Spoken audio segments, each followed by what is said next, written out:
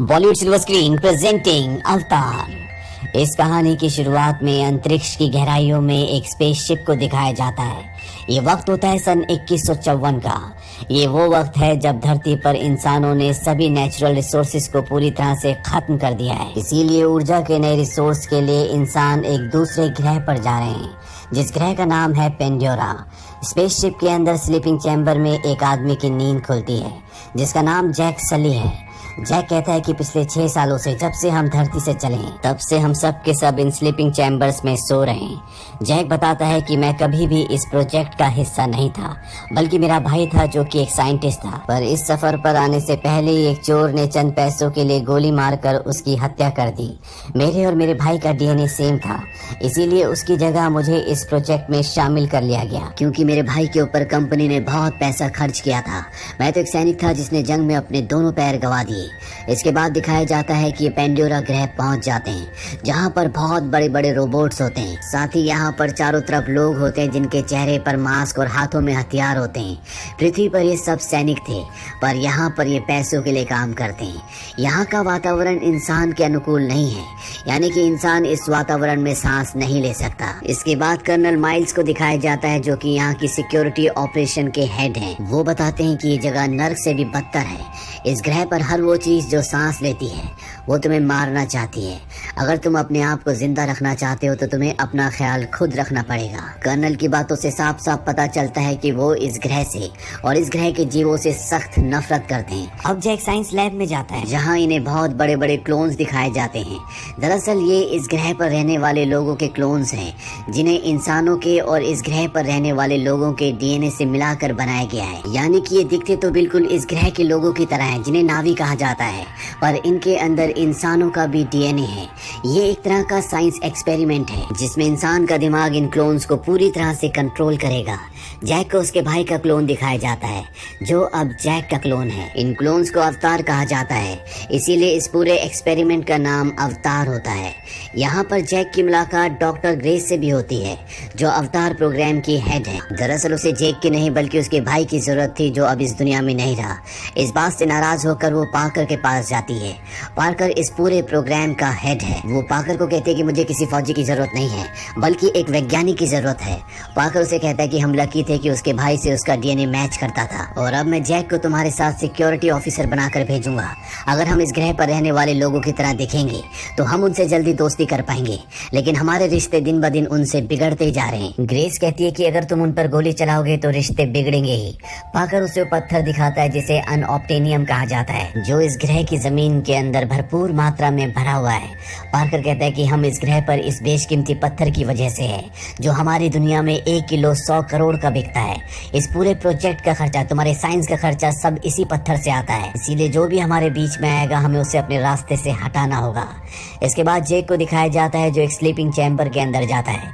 दरअसल ये एक मशीन है, जिसके अंदर जाने के बाद इंसान गहरी नींद में चला जाता है, पर उसका क्लोन जो उसके डीएनए से बना है वो पूरी तरह से एक्टिव हो जाता है। यानी कि उसका इंसानी शरीर तो सो जाता है, पर उसका वो शरीर जो उसके डीएनए से और इस ग्रह पर रहने वाले लोगों के डीएनए से बना है, जिसे अवतार कहा जाता है, वो जाग जाता है। और जब जैक का अवतार जागता है तो बहुत खुश होता है, क्योंकि इस अवतार में उसके पैर बिल्कुल ठीक है। वो डॉक्टर्स के मना करने पर भी खड़ा हो जाता है और इस जगह से बाहर निकल जाता है।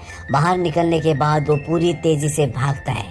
ये उसके लिए एक सपने की तरह है, क्योंकि एक इंसान जिसके पैर नहीं है, उसकी जिंदगी में इससे बड़ी कोई बात नहीं हो सकती कि वो अपने पैरों पर भाग रहा है। यहाँ पर डॉक्टर ग्रेस भी आती है।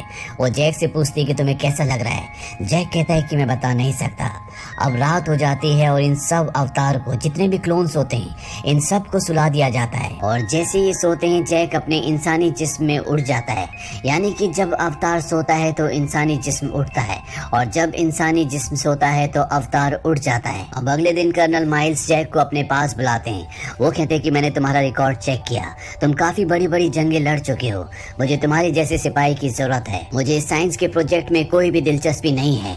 जहाँ पर इस ग्रह के लोग रहते हैं, जहाँ पर उनका गाँव है, वहाँ पर बहुत सारा अनऑप्टेनियम है। मैं चाहता हूँ कि तुम उनके बीच जाओ, उनमें शामिल हो जाओ, उनसे दोस्ती करो, और जब सही वक्त आए तो तुम उन्हें गाँव खाली करने के लिए कहना, ताकि ताकि उस जगह से हम सारा अनऑब्टेनियम निकाल लें। अगर तुम मेरा ये काम करोगे तो मैं तुम्हारी टांगे हमेशा के लिए ठीक करवा दूंगा, तुम्हारी असली टांगे। जैक कहता है कि मैं आपके लिए जरूर काम करूंगा। अब अगले दिन जैक, ग्रेस, नॉम और उसके कुछ साथी कैंप से बाहर जंगल में पहुंच जाते हैं, जहां पर इस ग्रह के लोग और बहुत खतरनाक जानवर रहते हैं। ग्रेस पेड़ पौधों के सैंपल ले रही होती है, तभी जैक उनसे अलग इस जंगल को देखने लगता है। उसके सामने एक बहुत ही खूबसूरत पौधा होता है। जैसे वो उसे टच करने की कोशिश करता है वो बंद हो जाता है। इसके बाद यहाँ पर वो एक के बाद एक सभी पौधों को टच करने की कोशिश करता है, जिस वजह से सभी पौधे बंद हो जाते हैं और उनके पीछे होता है खतरनाक जानवर। अब ग्रेस भी वहाँ पर आ जाती है। ग्रेस उससे कहती है कि तुम हिलना मत, ये तुम्हें कुछ भी नहीं करेगा।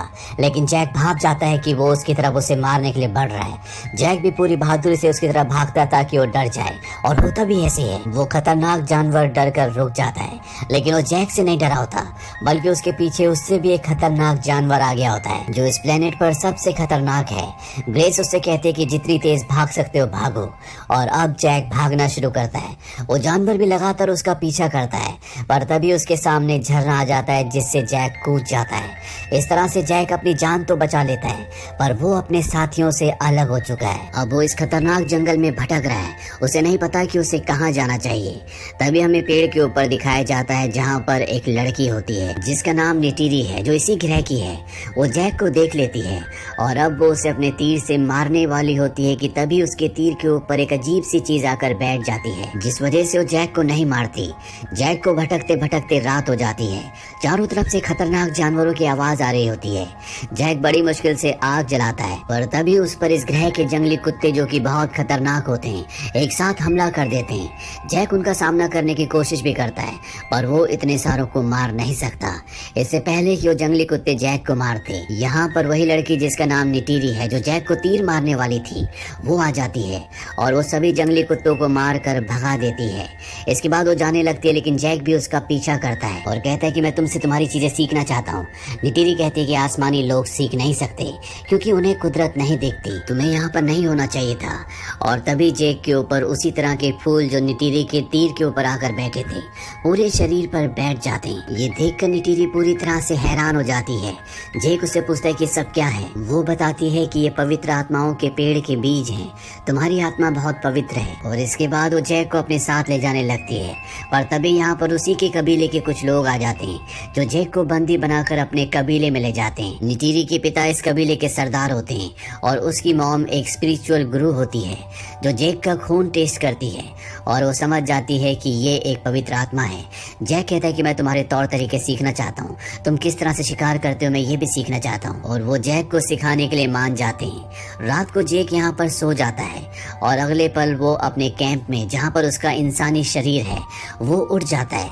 जैक को जिंदा देखकर सब बहुत हैरान होते हैं, क्योंकि सभी को अभी तक यही लग रहा होता है कि जैक के अवतार वाले शरीर को मार दिया गया होगा।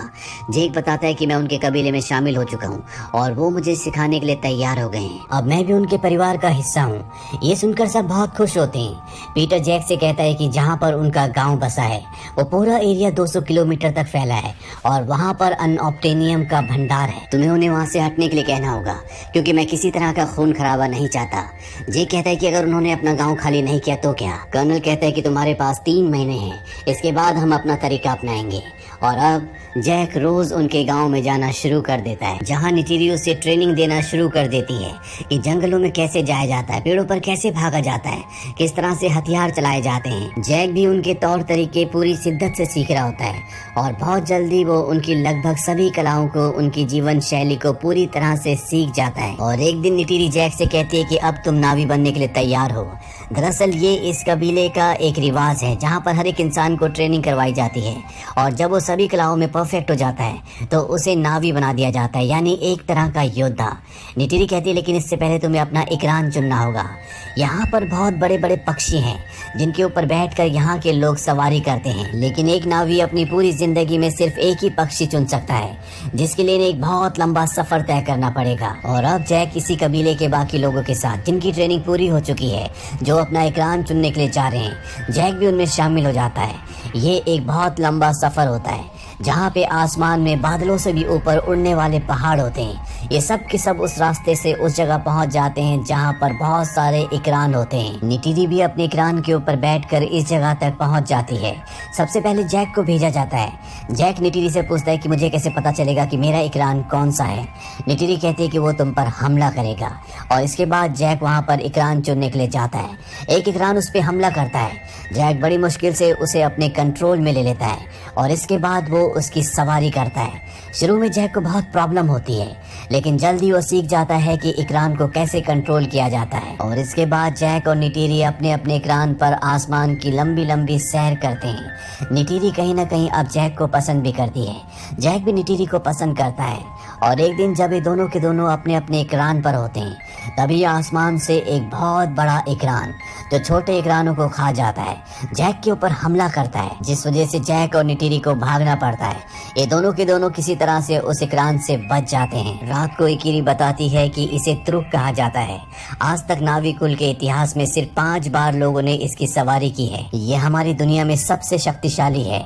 मेरे दादा के दादा ने इस पर सवारी की थी। ये वो वक्त था जब हमारी दुनिया बहुत मुश्किलों से गुजर रही थी, पर मेरे दादा के दादा ने जब तुरुक की सवारी की तो सभी कबीले एक हो गए। जैक को इनके रीति रिवाज, इनका रहन सहन बहुत पसंद होता है और जैक ने अपनी परीक्षा भी पूरी कर ली है। इसीलिए जैक को पूरे रीति रिवाजों से ये अपने में शामिल कर लेते हैं। निटिरी जैक को एक पवित्र जगह पर ले जाती है। वो कहती है कि यहाँ हम प्रार्थना करते हैं। इसे आवाजों का पेड़ कहा जाता है, हमारे पूर्वजों की आवाजें। और जब जैक अपने बालों को उस पेड़ की लताओं से जोड़ता है तो उसे सच में वहाँ से आवाजें आती हैं। निटिरी उसे बोलती है कि अब तुम हम में से एक हो। अब तुम इस वृक्ष की लकड़ी से एक धनुष बना सकते हो और कबीले से किसी भी लड़की को अपने लिए चुन सकते हो। जैक कहता है कि मैं पहले चुन चुका हूँ, पर उसे भी मुझे चुनना होगा। निटिरी समझ जाती है कि वो उसी के बारे में बात कर रहा है। निटिरी कहती है कि वो पहले चुन चुकी है और इसके बाद ये एक दूसरे के बहुत करीब आ जाते हैं। अगली सुबह जब निटिरी की आंखें खुलती है तो वो देखती है कि वहाँ पर एक बहुत बड़ी मशीन है जो चारों तरफ पेड़ों को तोड़ रही है। वो जैक को उठाने की कोशिश करती है और जैक इंसानों की दुनिया में यानी कि इंसानी रूप में उठा होता है। उसे यहाँ उठने के लिए मशीन के अंदर जाना होगा। जैक जल्दी से मशीन के अंदर जाता है, जिससे उसकी क्लोन वाली बॉडी एक्टिव हो जाती है। वो जाग जाता है। वो देखता है कि इंसान कुल देवता के वृक्ष को तोड़ रहे हैं। वो उस मशीन के ऊपर चढ़ जाता है और उसके कैमरे को तोड़ देता है, पर तभी यहाँ पर सिपाही उस पर गोलियां चलाते हैं, जिस वजह से जैक वहाँ से निकल जाता है। दरअसल 3 महीने पूरे हो चुके हैं और अब पीटर और कर्नल के आदमी इस जगह पर हमला करने वाले हैं। जेक और निटिरी कबीले के पास जाते हैं। यहाँ पर ग्रेस भी होती है जो इन्हीं के रूप में होती है। जेक और ग्रेस इन्हें बताना चाहते हैं कि इन पर हमला होने वाला है, पर इससे पहले कि उन्हें बताते, कर्नल उस कैमरे में जिस कैमरे को जेक ने तोड़ा था उसमें जेक की फोटो देख लेता है। इस बात से कर्नल को बहुत गुस्सा आता है और वो उस जगह जाता है जहाँ पर स्लीपिंग चैम्बर्स हैं। दरअसल ये स्लीपिंग चैम्बर्स इनके बेस से बहुत दूर जंगल में होते हैं। कर्नल वहाँ पर पहले ग्रेस का और उसके बाद जेक का स्लीपिंग चैम्बर ऑफ कर देता है, जिससे वो उस दुनिया में यानी कि क्लोन रूप में पूरी तरह से डेड हो जाते हैं और इंसानी रूप में होश में आ जाते हैं। जेक और ग्रेस पीटर और कर्नल को समझाने की कोशिश करते हैं कि उनके घर को, उनके जंगल को तबाह मत करो।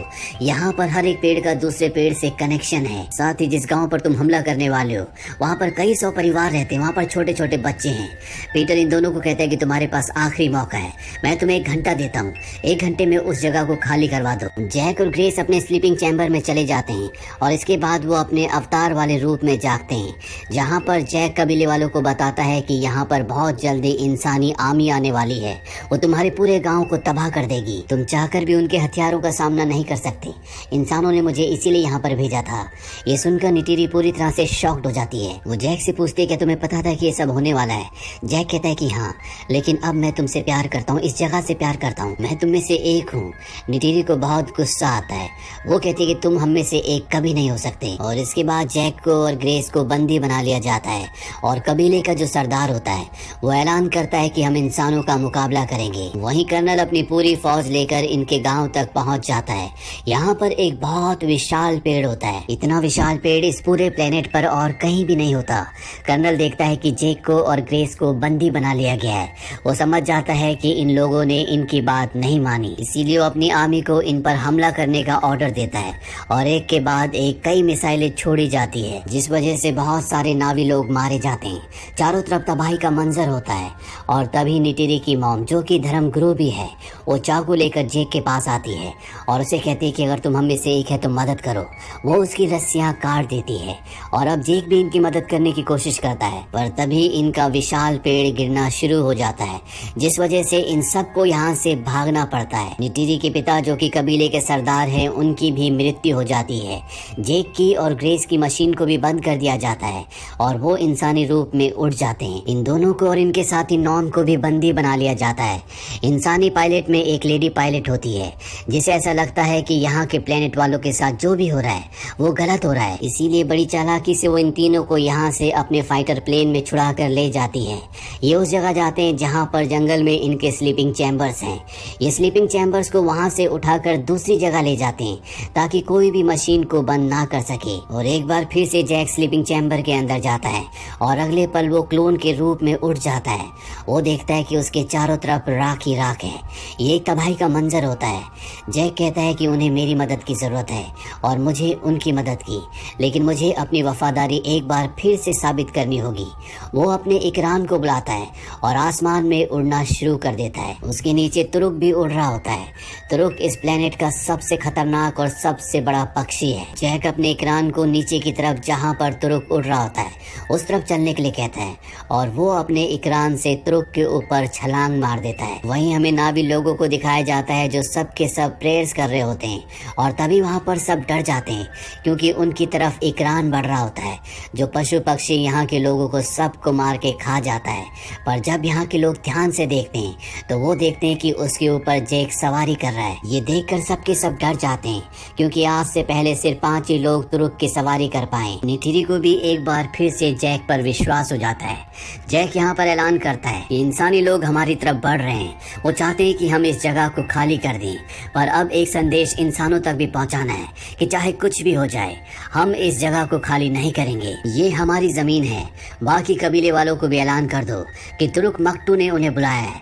दरअसल जो तुरुक के ऊपर सवारी करता है उसे तुरुक मकटू कहा जाता है और जैक का संदेश पूरे प्लेनेट पर फैला दिया जाता है, जिस वजह से यहाँ पर और भी बहुत सारे नावी लोग इकट्ठे हो जाते हैं। अब जैक आत्माओं के वृक्ष के पास जाता है, जहाँ पर वो इस प्लेनेट की देवी, जिसका नाम एवा है, उनसे प्रार्थना करता है। वो कहता है, मैं जानता हूँ कि हम इंसानों को हराने के लिए काफी नहीं हैं, पर आप इस प्लेनेट के हर एक जीव जंतु, हर एक पशु पक्षी में वास करती हैं। मुझे आपकी जरूरत है। अगले दिन इंसान इनके आत्माओं के पेड़ को नष्ट करने के लिए आगे बढ़ रहे होते हैं, लेकिन जैक और उसके सभी साथी युद्ध के लिए तैयार होते हैं। जैक के कुछ साथी हवा से अपने पक्षियों पर इन पर हमला करते हैं, कुछ लोग जमीन से भी हमला करते हैं। जैक के पास इस प्लेनेट का सबसे बड़ा पक्षी है, इसीलिए वो इंसानों के बहुत सारे हेलीकॉप्टर्स को अपने तुरुक के पंजों से पकड़कर फेंक देता है। जैक बहुत ही बहादुरी से सामना करता है, लेकिन इंसानों के पास हथियार है, गोलियां हैं, जबकि इस प्लेनेट के लोगों के पास ऐसा कोई भी हथियार नहीं है। इसीलिए धीरे धीरे इस प्लेनेट के लोगों की हार होना शुरू हो जाती है। और एक पल ऐसा आता है जब निटिरी फंस जाती है। सोल्जर उसकी तरफ बढ़ रहे होते हैं, वो भी इंसानों के सामने आने वाली होती है। तभी सभी इंसानों को रेडियो पर मैसेज दिया जाता है कि बहुत तेजी से कोई तुम्हारी ओर बढ़ रहा है। किसी को कुछ समझ नहीं आता और बहुत जल्द इस प्लेनेट के खतरनाक जानवर, जिन पर गोला बारूद का भी कोई असर नहीं होता, वो इंसानों पर हमला कर देते हैं और एक एक करके इंसानों को मारना शुरू कर देते हैं। वहीं आसमान में बहुत सारे इकरान इनके हेलीकॉप्टर्स पर हमला कर देते हैं। यानी जैक ने जो देवी एवा से प्रार्थना की थी, देवी एवा ने उसकी प्रार्थना सुन ली है। और कर्नल अभी भी हार नहीं मानता। वो अपने बहुत बड़े रोबोट के अंदर फिट हो जाता है और जैक पे हमला करता है। जैक और उसके बीच में बहुत घमासान लड़ाई होती है। कर्नल कहता है, शायद तुम अपनी असलियत भूल गए। दरअसल कर्नल को स्लीपिंग चैम्बर दिख जाता है, जिसके अंदर इंसानी जैक सो रहा है। वो स्लीपिंग चैम्बर को तोड़ना शुरू कर देता है। जैक दोबारा उसके ऊपर हमला करता है, पर अब जैक का इंसानी रूप उठना शुरू हो जाता है, इसीलिए यहाँ पर क्लोन वाला जैक कमजोर पड़ जाता है। कर्नल चाकू से जैक का गला काटने वाला होता है कि निटिरी वहाँ पर पहुँच जाती है और अपने जहरीले तीर कर्नल के सीने के आर पार कर देती है। कर्नल की मृत्यु हो जाती है, पर वहीं अब जैक का इंसानी रूप जाग चुका है, इसीलिए क्लोन पूरी तरह से डेड हो जाता है। जैक को सांस लेने में बहुत प्रॉब्लम हो रही होती है, क्योंकि वो इस वातावरण में बिना ऑक्सीजन मास्क के सांस नहीं ले सकता। वो मास्क को निकालने की कोशिश भी करता है, पर अपने पैर खराब होने की वजह से वो वहाँ तक नहीं पहुँच पाता। और अब जैक का इंसानी रूप अपनी जिंदगी की आखिरी सांसें ले रहा है। निटिरी को यह एहसास हो जाता है कि जैक का इंसानी रूप अंदर है। वो जल्दी से अंदर जाती है। पहले तो उसे कुछ समझ नहीं आता, पर जल्दी वो समझ जाती है कि जैक इस वातावरण में सांस नहीं ले पा रहा। इसीलिए वो उसके चेहरे पर उसका ऑक्सीजन मास्क लगा देती है, जिससे जैक को एक बार फिर से ऑक्सीजन मिलना शुरू हो जाती है। जैक अब पूरी तरह से ठीक है, पर जैक इस प्लेनेट से वापस नहीं जाना चाहता। इसीलिए सभी इंसानों को वापस उनकी धरती पर भेज दिया जाता है। पर कुछ लोग जो दिल के साफ हैं, उन्हें यहाँ पर रहने की इजाजत दे दी जाती है। जैक भी इसी प्लेनेट पर रुक जाता है। इसके बाद जैक के इंसानी शरीर को और उसके क्लोन वाले शरीर को आत्माओं के पेड़ के पास लाया जाता है, जहाँ पर सभी नावी लोग आत्माओं के पेड़ से प्रार्थना करते हैं और जैक के इंसानी शरीर की आत्मा हमेशा के लिए क्लोन वाले शरीर में ट्रांसफर कर दी जाती है। यानी कि अब वो हमेशा के लिए एक नावी बन गया है। अब वो पूरी तरह से इन्हीं लोगों में से एक है।